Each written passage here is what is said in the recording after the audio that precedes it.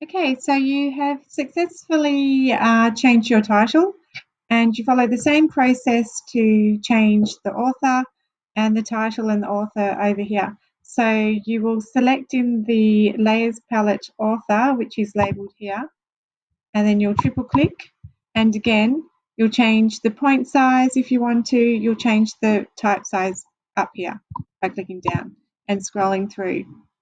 Then you will move on to the blurb on the back cover over here, and you will click with the type tool and select that type, and you'll start typing in your own text for your blurb for the back cover.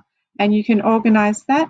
You can center the type, you can align it left, you can use your cursor to move it around up or down on the page, you can change the font, the type size, and you can even change the color.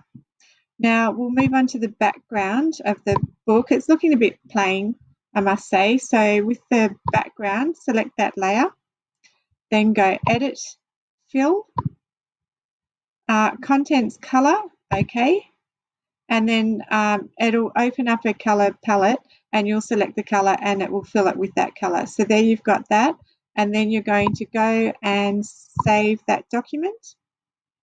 The next thing that you're going to do is you're going to work on manipulating the image.